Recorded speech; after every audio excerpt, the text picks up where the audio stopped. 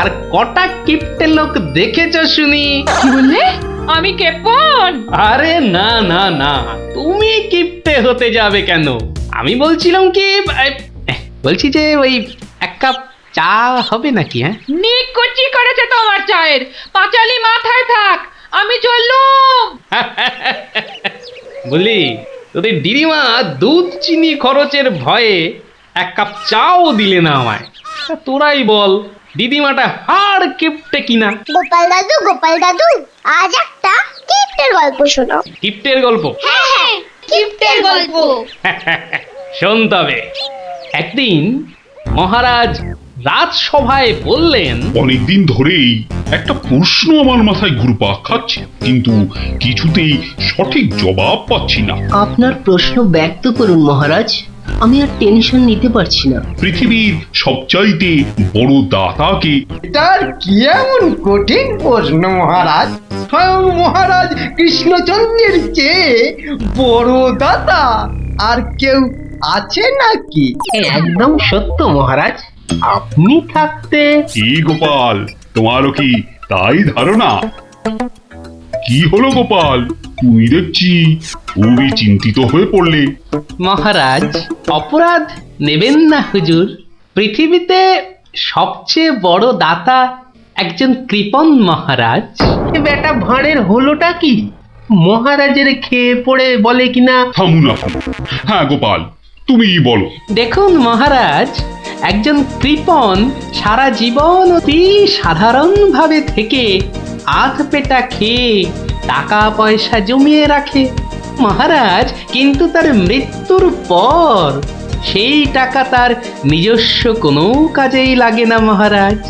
তার উত্তরাধিকারীরাই সব লুটে পুটে খায়। বেটাকে এবার পেয়েছি বাগে। গোপাল, তুমি তো জানো ওই কদল কুতকুতপুরে আমার এক বিধবা পিসিমা থাকে। বুড়ি এতই কিপ্টে যে এক বেলা রান্না করে তো 3 বেলা খায়। হ্যাঁ মহারাজ, আমি জানি। এখন তুমি যদি আমার সেই পিসির কাছ থেকে কিছু টাকা আদায় করে আনতে পারো, তাহলে তোমাকে যথাযথ পুরস্কার করব। আর না আনতে পারলে? এর নতুন কি মহারাজ, কাজ করলে পুরস্কার, নচেৎ তিরস্কার। আমি রাজি মহারাজ, আদেশ করুন কবে যেতে হবে। তাহলে কালই তুমি রওনা দাও, শুভস্য শীঘ্রম। আমি মহারাজের পিসিমাকে ভালো করে চিনি গোপাল, বুড়ির হাত দিয়ে জলও গলে না, আর তুমি কিনা টাকা আনবার বাজি ধরলে। বুঝলেন মন্ত্রী মশাই, বুদ্ধি খাটাতে খাটাতে মাথায় টাক পড়ে গেল। এখন সব বুদ্ধি এখানে এসে জমেছে, একটু ঢেকুর তুললেই। তবে কালই আমি রওনা দিচ্ছি মহারাজ। ঠিক আছে গোপাল, ঠিক আছে। তারপর তারপর কি হলো গোপাল দাদু? তারপর আরে মহারাজকে তো বলে দিলুম পিসির থেকে পয়সা নিয়ে ফিরব, কিন্তু কিপ্টে বুড়ির থেকে পয়সা আদায় করা কি চারটিখানি কথা রে? তাহলে তুমি হেরে গেলে দাদু। অত সহজ হেন কোনো কাজ নেই যা আমি করতে পারি না। তো রাজ দরবার থেকে বেরিয়ে আমি চললুম সোজা বাজারের দিকে। দে মা আমায় তো বিলে দাদি, দে মা আমায় তো বিলে দাদি। রাজার পিসি বড় কিপটে ভারী, তার থেকে যে আনবো করি। দে মা আমায় তো বিলে দাদি। ইগো কুচো চিংড়ি কত করে গো কর্তা? এটি এমন কিছু না, মাত্র 100 টাকা কিলো। হ্যাঁ তা মাত্রই বটে। এখন আর দরদামে করার সময় নেই, তাই না হলে ঠিক আছে গো, শতখানেক দাও দেখি। মাত্র 100 গ্রাম? কেন গো, 100 নিলে পয়সা লাগবে না বুঝি? আর লাগবে বইছি, কিন্তু 100 নিলি আপনি কি খাবেন, আর ছেলে বউরেই বা কি খাওয়াবেন? ও সে নিয়ে তোমার ভেবে কাজ নেই কর্তা, তুমি ওই 100ই দাও।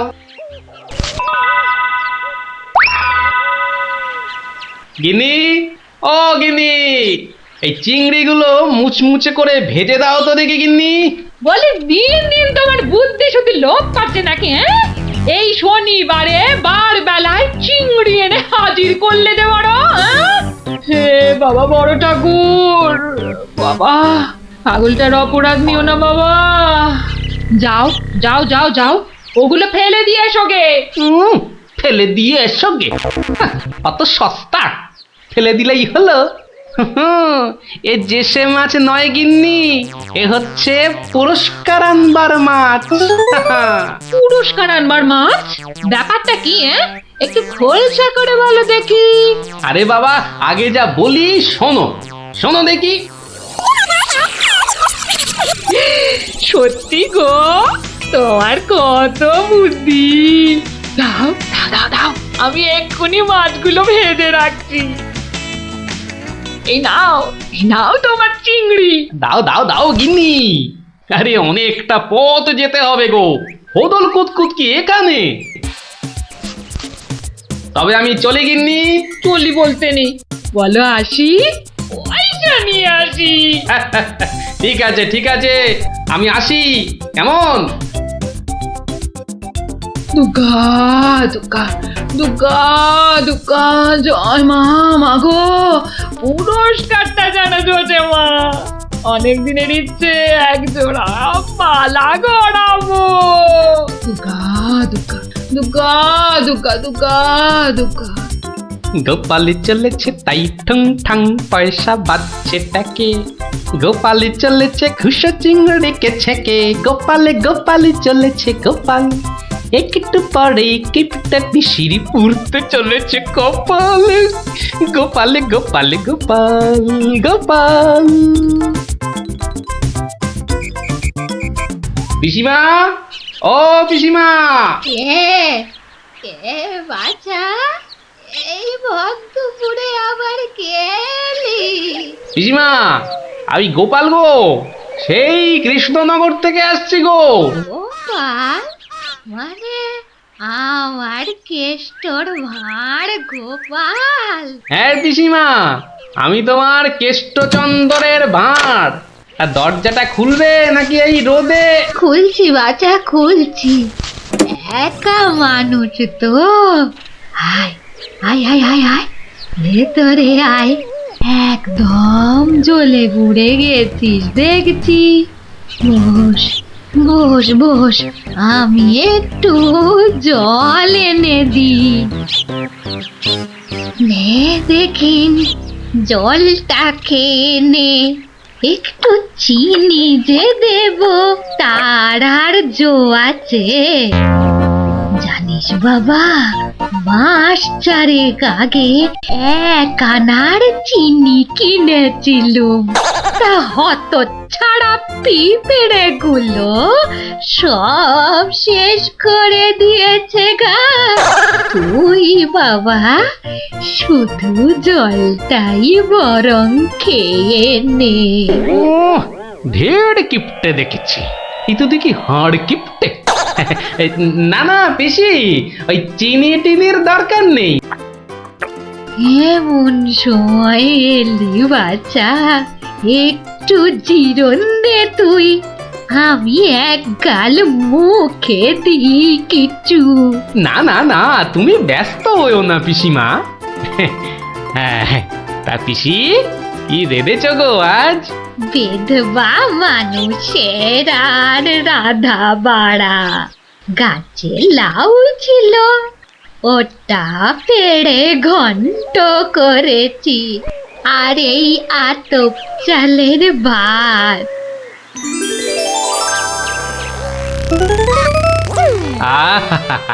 লাউ ঘন্ট, কতদিন যে খাইনি পিসি। আমার তরে খানিক রেখো কিন্তু। এত দূর এলাম, তোমার পাতের একটু পেশাব না নিয়ে যাই কি করে বলো তো? আচ্ছা আচ্ছা, আমি নয় খাবার শেষে পাতে খানিকটা রেখে দেব খন, তুই খেয়ে নিস। খানিক বেশি করে রেখো পিসিমা, অনেকটা হাঁটতে হাঁটতে এসেছি তো, ও খিদেটাও চাগার দিয়ে উঠেছে বুঝলে। একা লোকের রান্না, বেশি কোথায় পাবো শুনি? তা আমি একটু কম খেয়ে না হয় তোর জন্য রেখে দেব। হতভাগাটা আসার আর সময় পেল না, ঠিক খাওয়ার সময় এসে হাজির। নে গোপাল, আমার হয়ে গেছে, তুই খেতে বস। আমি হাতটা ধুয়ে আসি, কেমন? এক আনার চিনি 4 মাস। এবার বুড়ি দেখো, আজ তোমার আমি কিপটেমি বার করে ছাড়বো। কই রে গোপাল, বসেছি? নে নে নে, আগে খেয়ে নে, পরে তোদের সব গল্প শুনবো। তা রান্না বান্না কেমন হয়েছে রে গোপাল? অতি উত্তম। এই সত্যি বলতে কি পিসিমা, এই কতদিন যে লাউ চিংড়ি খাইনি, কি বলবো তোমায়। আরেকটু হবে নাকি পিসিমা? কি বললি? লাউ চিংড়ি? তোরে কি মাথা খারাপ হয়ে গেল নাকি রে গোপাল? আমি বেদবা মানুষ, চিংড়ি মাছ আমায় খেতে আছে যে রাঁধবো? বললেই হলো পিসিমা, তুমি না রাঁধলে থালায় এলো কি করে শুনি? এই দেখো। কিন্তু আমি তো কই কই কই কই দেখি। হরি হরি হরি হরি হরি হরি। তুমি নিজেই তো দেখলে পিসিমা। সত্যি কথা বলতে কি, ওই বিধবা হলেও একাদিন খেতে দোষ নেই পিসিমা। তাছাড়া এ কথা ওই তুমি আর আমি শুধু জানলাম পিসিমা। বাবা গোপাল, তোর দুটি হাতে ধরে বাবা, এক কথা তুই কাউকে বলিস নে যেন। এ সত্যি না বাবা, সত্যি না। তা না হয় হলো, কিন্তু ওই মহারাজ যদি আমাকে জিজ্ঞেস করেন, তুমি তো জানো পিসিমা, আমি আমার বউকেও মিথ্যা বলতে পারি, কিন্তু মহারাজকে আমি পারবো না পিসিমা।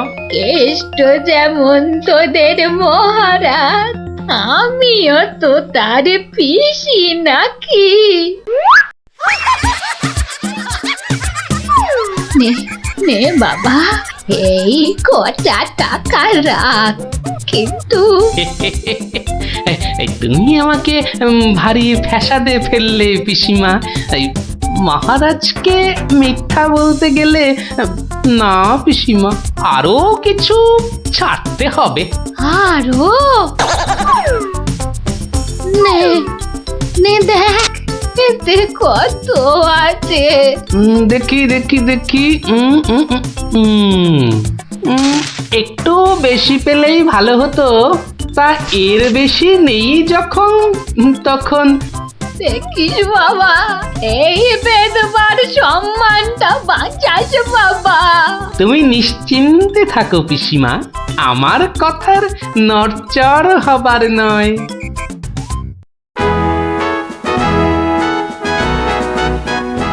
এসো এসো গোপাল, এসো।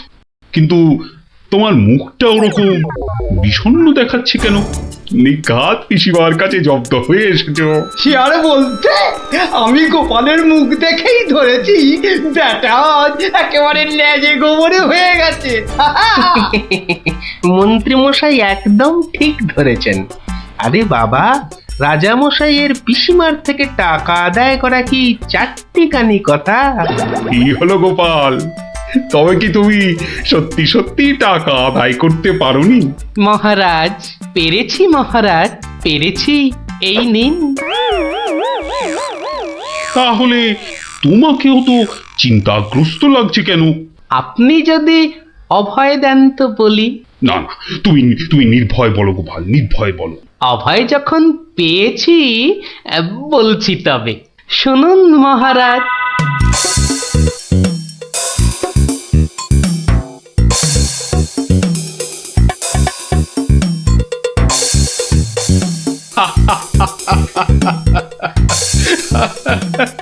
তোমার তোমার তুলনা নেই গোপাল, সত্যি তোমার তুলনা নেই।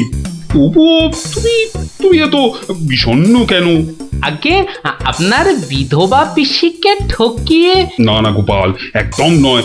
আমি তো শুধু টাকা আদায় করতে বলেছিলাম, অন্য কোনো শর্ত তো ছিল না। তুমি তোমার বুদ্ধি দিয়ে যে কাজ করেছো তাতে আমি খুব খুশি। তাও মহারাজ। তুমি তুমি চিন্তা ছাড়ো গোপাল, চিন্তা ছাড়ো। কালই আমি কোন অনুচরকে পিসিমার কাছে পাঠাবো, সব ঘটনা সবিস্তারে জানিয়ে আমি ক্ষমা চেয়ে নেব।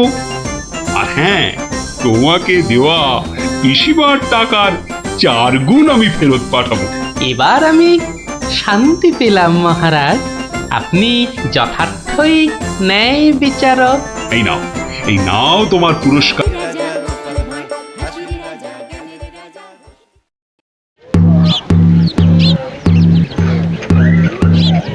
শোনো শোনো শোনো, নবদ্বীপের বুড়ো বুড়ি ছোঁড়াছুড়ি ভালো করে শোনো। মহারাজ কৃষ্ণচন্দ্র আদেশ করেছেন, গায়ে গঞ্জে কারোর অসুখ বিসুখ করলে সঙ্গে সঙ্গে ওনার তৈরি চিকিৎসালয় নিয়ে যেতে হবে, দেরি করলে বিপদ হবে। ও ঘোচক মশাই, আমরা সব পাড়ায় পাড়ায় পাক খেয়ে বেড়াই, আমরাই তো সবাইকে বলবো। শোনো শোনো শোনো, নবদ্বীপের বুড়ো বুড়ি ছোঁড়াছুড়ি ভালো করে শোনো। সত্যি ভাই, আমাদের মহারাজের সব দিকে নজর। কত বড় রাজা, তবু একেবারে মাটির মানুষ। সত্যি পুটি, কত বড় রাজা কিন্তু কাউকে ভয় দেখায় না। শুনলাম নদিয়ার রেঁদাচোর ধরা পড়ার পর থেকে ওকে খালি কাতুকুতু দেওয়া হয়েছিল। লোকটা হাসতে হাসতে দম বন্ধ হওয়ার জো। আর আমাদের নেড়িমুদিকে ওজন কম দেবার জন্য কি শাস্তি দিল ভাবো। কি শাস্তি গো চিমটি? হুম, 57টা বড় বড় বাতাসা খাওয়ালো। নো জল, নট কিচ্ছু। এসব তো আমাদের রাজা মশাইকেই মানায়। আসলে এসব গোপাল দাদুর বুদ্ধি। ঠিক বলেছিস। তা সে কি রে, সকাল বেলায় সবাই একেবারে বাড়িতে হাজির? হ্যাঁ, কি ব্যাপার ন্যাপলা? গোপাল দাদু, আজ সকালেই রাজামশাই ঢেড়াদার ঢেড়া পিটিয়েছে। কারোর অসুখ করলে সময় নষ্ট না করে চিকিৎসালয়ে নিয়ে যেতে হবে। এই জন্য সপ্তদ্বীপে অত বাচ্চা কদিনে মরে গেল। কি দুঃখ। ওই ঢেড়া দেবার বুদ্ধি তার মাথায় এলো গোপাল দাদু? নিশ্চয়ই তোমার। না রে বাপু না, আমি হলাম গিয়ে গোপাল ভা। এ বুদ্ধি আমার আসে নাকি বল? হ্যাঁ, তাহলে রাজামশাইয়ের বুদ্ধি? হুম, রাজা মশাইয়েরও না। তাহলে তাহলে কার বুদ্ধি? এই হলো আমাদের রাজবৈদ্য মহাশয়ের, বুঝলি? কত বড় কবিরাজ তিনি, তার চিকিৎসার গুণে মৃত্যুও হেরে যায়। ভাগ্যিস ওর মতো লোককে ঠিক মতো রাজবৈদ্য নির্বাচন করা হয়েছিল। ইলেভেলের লোক তো আর কম আসেনি। কি করে নির্বাচন করা হলো গোপাল দাদু? সে এক ব্যাপার, বুঝলি? মস্ত ব্যাপার, শুনি নাকি? শুরু করো গোপাল দাদু। শোন তাহলে।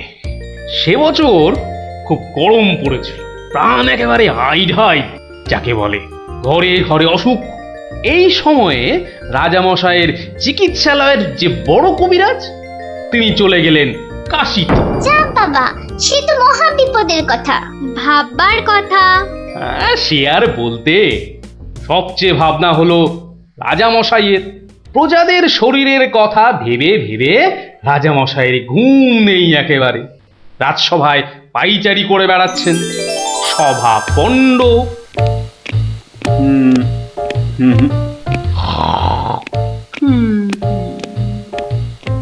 না,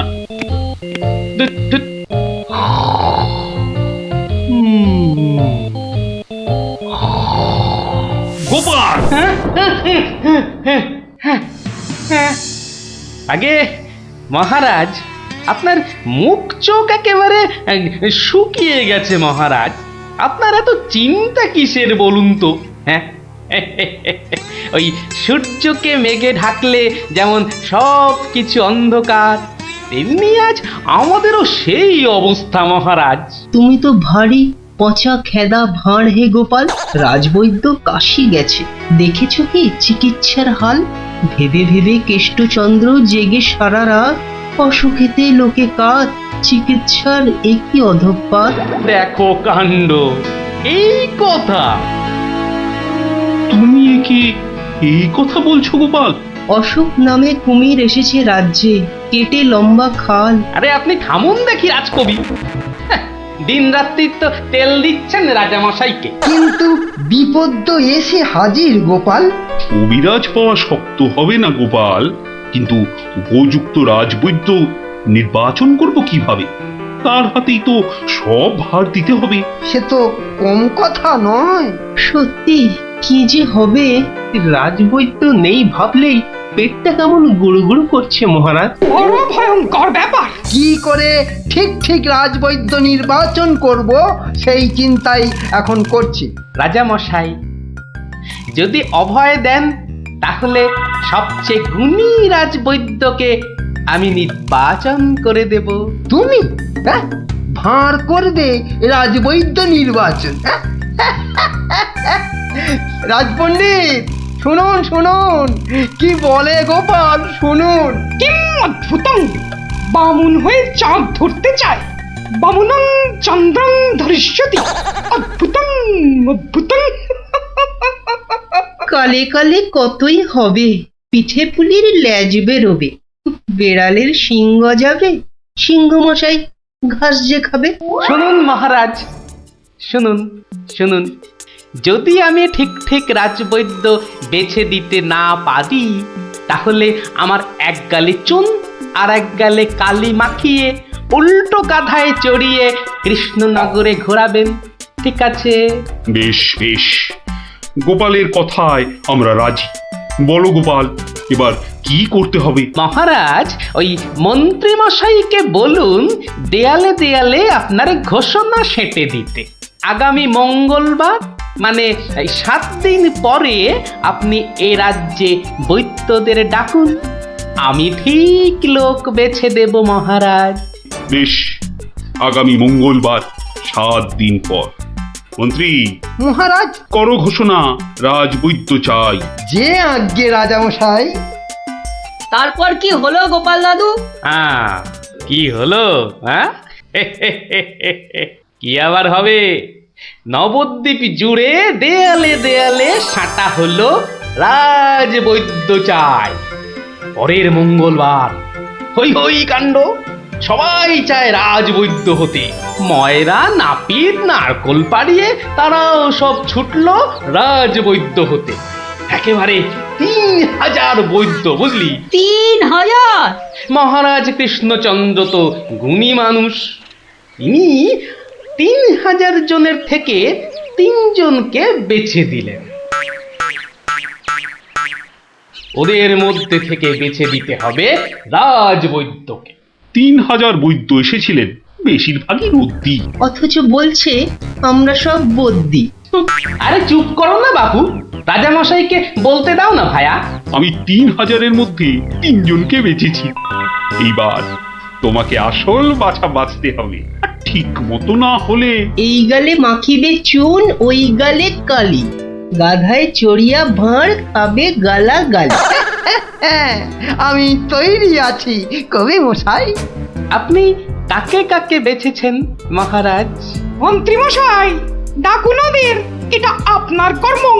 প্রথম বৈদ্য এসেছেন সেই সুদূর কিষ্কিন্ধা থেকে, নাম শ্রী শ্রীল আয়ু আচার্য দন্তলাবণ্য মহার্ণব।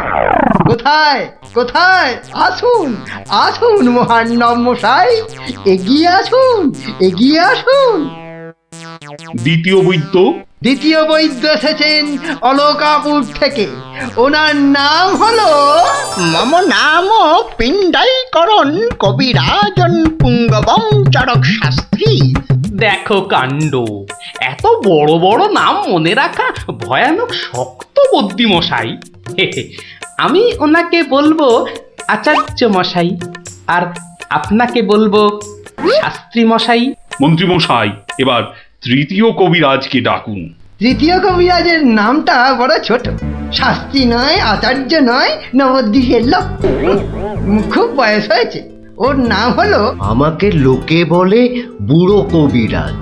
কি কি রোগের চিকিৎসা করেছেন একবার বলে দিন। বলতে গেলে আমি কোনো রোগেরই চিকিৎসা করি না, একদম আকার। অথচ আমায় যদি বলতে বলেন, এক নিঃশ্বাসে ৭৩,০০০ রোগ বলে যাব। হ্যাঁ, ওলাউটো, পেঁজরা, খোস, কাশি, সর্দি গর্মি, তরকা, কম্প, ঝম্প, শ্বেতসার, কত হলো? কে এমন মূর্খ আছে যে গুনবে ভারমশাই? ও যদি ৭৩,০০০ রোগের নাম বলে, আমি বলবো ৮৩ লাখ। সব বড় বড় রোগ, সর্দি কাশির মতো নাতি নাতনি রোগ নয়। শুনুন তাহলে, যক্ষা, রক্তাম্বু, অস্থিবাস, বেগুনচোরা, দাপট কাঁটা, তে আটকা, মরা মাছ, হাঁস পোকা। থামো থামো থামো, ও এ তো কানের পোকা, নাড়িয়ে ছেড়ে দেবে। শুধু কানে কেন মহারাজ, কানে, বগলে, নখে, সর্বত্রই পোকা নড়বে, তবে আমার নাম শাস্ত্রী। গোপাল, আর বিলম্ব করলে দেশত্যাগী হব বলে দিলাম। বেশ বেশ মহারাজ, আমি শুরু করি। আচার্য মশাই। আচার্য মশাই, এগিয়ে আসুন, এগিয়ে আসুন। না না না না, আসতে হবে না, আসতে হবে না। বলছিলাম কি, ওই কৃষ্ণনগরের দেওয়ালে দেওয়ালে লেখা হলো রাজবৈদ্য চাই। আপনি বিদেশের লোক, কি করে খবর পেলেন? সে পেতেই পারে গোপাল, মহারাজ কৃষ্ণচন্দ্রের রাজবৈদ্য বলে কথা, কম ব্যাপার নয়, বুঝেছো? বুঝেছি, সে যাকে। কবিরাজ মশাইগণ, সভাসদগণ, আপনারা সবাই জানেন আমাদের শাস্ত্রে একটা কথা আছে, শতং মারি ভবেত বৈদ্য। যে কবিরাজ যত বেশি মারতে পারবে সে তত বড় বৈদ্য। নিন আচার্য মশাই, আপনি বলুন কজন মরেছে এ পর্যন্ত? কি করে হুট করে বলি? বলুন বলুন, ওই ২-৪টে কম বেশি হলে সেটা কিছু হবে না। তা ধরেন মোট রোগী দেখেছি ৩,৮০৬ জন গতকাল পর্যন্ত। হাততালি হাততালি হাততালি। এবারে বলুন আচার্য মশাই, তাদের মধ্যে মেরেছেন কজনকে? মানে কজন মরেছে আর কি। একেবারে ২৫০০০। যমরাজের ঘরে পাঠিয়ে আমি কবিরাজ। আরে দূর দূর, নাবালক, দুগ্ধপোষ্য, ২৫০০ মেরেই একেবারে হনুমানের মতো লাফাচ্ছে দেখো। হ্যাঁ, এ কবিরাজি না করে রাজসভায় নাচুক মহারাজ। হ্যাঁ, এ রোজই ২.৫ পো আদা নিম পাতার সঙ্গে বেটে খাওয়া উচিত। আপনি কতজন রোগী দেখেছেন শাস্ত্রী মশাই? ১০০০ হবে, কি বলো? আমি দেখেছি ১৮,৭৭১ জন, মরেছে ১৮,৩০০। লোকে আমার দেশে আমার ছবি রেখে চরণামৃত খায়, বুঝেছেন?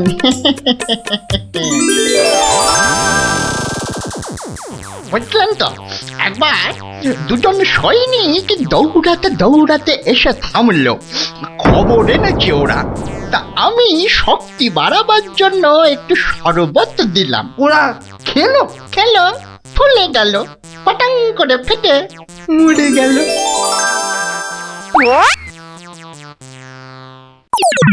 এ কি, আপনি কোথায় যাচ্ছেন? আরে পাকড়ো পাকড়ো। আপনি কোথায় পালাচ্ছেন দাদু মশাই? আমাকে ছেড়ে দিন মশাই, আমি এদের মতো অত গুণী নই। সে কি, রোগী দেখেননি আপনি? দেখেছি মশাই, কিন্তু বড় কম। কেন কম কেন? আমি যে রোগ হতেই দিই না। আমার গুরু আমায় শিখিয়েছেন রোগের কারণগুলো নষ্ট করে দিলে রোগই হবে না। আমি যে তাই করি। কত রোগী এতদিন দেখেছেন কবিরাজ মশাই? সারা জীবনে আমি দেখেছি 1000 খানেক রোগী, আর মরেছে মাত্র 30 জন। তাতেই আমার লজ্জা করে। তাই বলছিলাম আমায় ছেড়ে দিন। আমি এদের মতো এত বড় কবিরাজ নই। আমি বড় তুচ্ছ। এখানে এসে খুব ভুল করেছি। কিন্তু কবিরাজ মশাই, এখানে না এলে আপনি আরো ভুল করতেন যে, কারণ মহারাজ কৃষ্ণচন্দ্র আপনার মতন রাজবৈদ্যকেই খুঁজছেন। যে কবিরাজ রোগের কারণগুলো নষ্ট করে দেন তিনিই যে শ্রেষ্ঠ। যে কবিরাজ রোগীর মৃত্যু হলে দুঃখ পায়, লজ্জা পায়, তিনিই তো শ্রেষ্ঠ। মহারাজ, এই আমার শ্রেষ্ঠ কবিরাজ। নির্বাচন শেষ মহারাজ। সাবাস গোপাল, সাবাস। তোমার রাজবৈদ্য নির্বাচন এই দেশের সর্বশ্রেষ্ঠ শিক্ষা। তুমি শুধু হাসির রাজা গোপাল ভাঁড় নও, তুমি এই বাংলার অলংকার। সত্যি গোপাল দাদু ঠিক বলেছিলেন রাজবৈদ্য। রোগের চিকিৎসার চেয়ে বড় হলো রোগ হতে না দেওয়া। তাই সামান্য রোগ হলেই চিকিৎসালয়ে আসতে বলে ঢেড়াদার ঘুরে বেড়াচ্ছে। এমন রাজবৈদ্যকে তুমি বলেই নির্বাচন করতে পেরেছো। রাজামশাই ঠিকই বলেছেন, তুমি শুধু হাসির রাজা নও, তুমি জ্ঞানের রাজা গোপাল ভাঁড়। বাঘে গরুতে এক ঘাটে জল খায়, সেই মহারাজ প্রভু কৃষ্ণচন্দ্র বাহাদুর সভায় আসছে। জয় জয় মহারাজ কৃষ্ণচন্দ্রের জয়। জয় জয় মহারাজ কৃষ্ণচন্দ্রের জয়। প্রভাতে রাজার মুখ যেই জন দেখে, তার ভাগ্যে ভাগ্যদেবী ভালো কথা লেখে। রাজা যেন গগন সূর্য, বৈকুণ্ঠ ঈশ্বর, তার সঙ্গে পাল্লা দিতে কে খায় ঠক্কর? হয়েছে হয়েছে, রোজ রোজ এত তেল ঢাললে পিছলে পড়ে যাও যে। যাকে সবার কাজ শুরু হোক। মন্ত্রী, সবার কাজ শুরু করার আগে একটু জ্যোতিষ মশাইয়ের একটা কথা শুনে নিন রাজা মশাই। যা কলা, সভায় বসতে না বসতেই জ্যোতিষী মশাইয়ের কাছে কুষ্টি পড়ার ভাল লাগে না। এমন কথা মুখে আনবেন না যজমান। নবদ্বীপের ভাগ্যাকাশে আজ দুর্যোগের ঘনঘটা, তার শ্যামল প্রান্তরে রক্তের আলপনা। হ্যাঁ, গেল যা, যাত্রা গাইতে হবে না। খোলাখুলি কথাটা বলুন তো, মানে ঝেড়ে কাশুন। মহারাজ মুর্শিদাবাদ থেকে নবাব ল্যাংড়া হরকড়াকে দিয়ে পত্র পাঠিয়েছে। ওই ল্যাংড়া হরকড়াটাকে ডাকা করাও। মুর্শিদাবাদের নবাব সরকার থেকে পাঠানো ল্যাংড়া হরকড়া হাজির হো। হাজির। কে রে? নবাব সাহেবের চিঠি বয়ে এনেছি জনাব, আজই ফিরতে হবে। ওই চিঠিটা নিয়ে একটু পড়ে দাও না পণ্ডিত। উত্তম, দাও চিঠি দাও। শ্রী শ্রী নবদ্বীপ রাজ মহামহিম কৃষ্ণচন্দ্র রায় বরাবরেশু। আপনার সভায় তো জানি জ্ঞানী গুণীদের বসিয়ে বসিয়ে খাওয়ান। আমি কজন হিন্দু গণৎকারকে চাই। কাল সকালেই আমার সভায় যেন দেখতে পাওয়া যায়। পালকি পাঠালাম, ভবদীয় নবাব বর্দি আলী খাঁ। আমি তো ভাগ্য গণনা করি না, একদম ছেড়ে দিয়েছি রাজা মশাই। এই ল্যাংড়া, তুই বাইরে যা দাদা। আমার মনে হয় ওই হরচক্রবর্তী আর পঞ্চানন আগমকে পাঠিয়ে দে। দাবি নেই।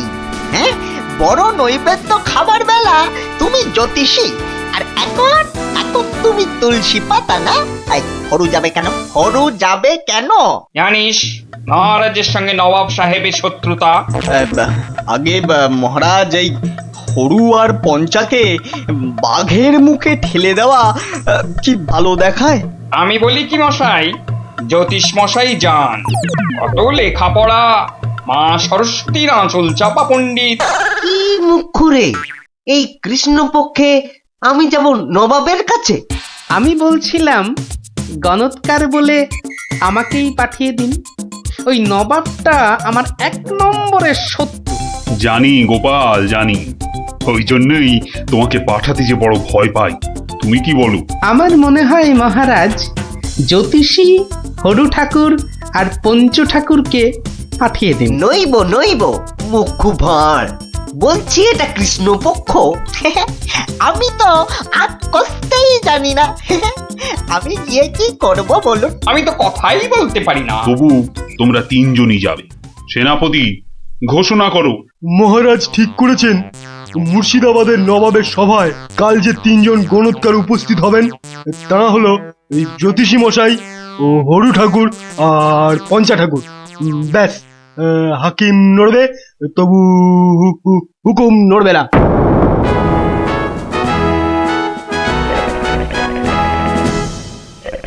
বন্দগি জাহাপনা, আপনি হলেন গিয়ে গরিবের যাকে বলে কিনা মা বাপ। জনাব, যা হুকুম করবেন তাই করে দেব। মহারাজ তাই বলেই পাঠিয়েছেন। অথচ হুজুর, আপনার নসিব গণবার মতো কোনো ক্ষমতাই আমাদের নেই। খামোশ, তাই আমাদের নেই। হুজুরের নসিব গনবা তোরা কে রে? তোরা কে? বেত্তামিজ।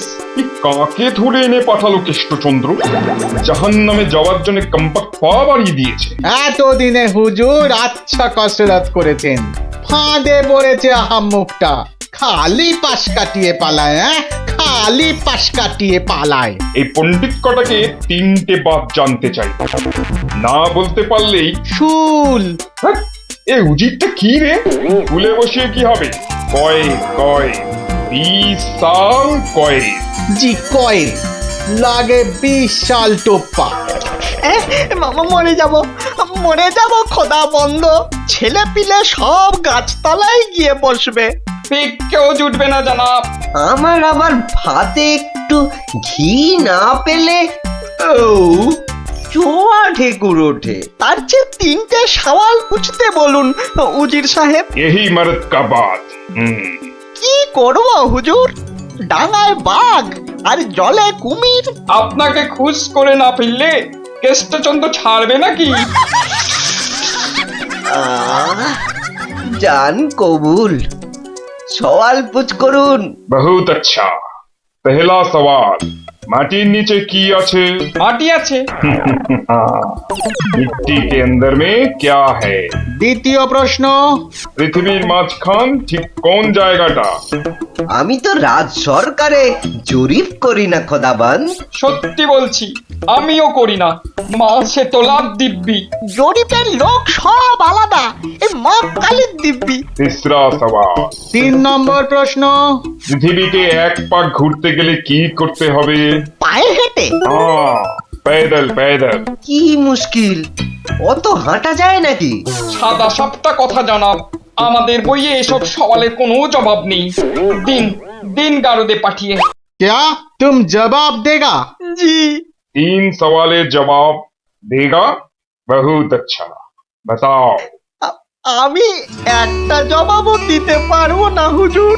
ফাটকে চালান করে দিন, এর চেয়ে মরা সহজ।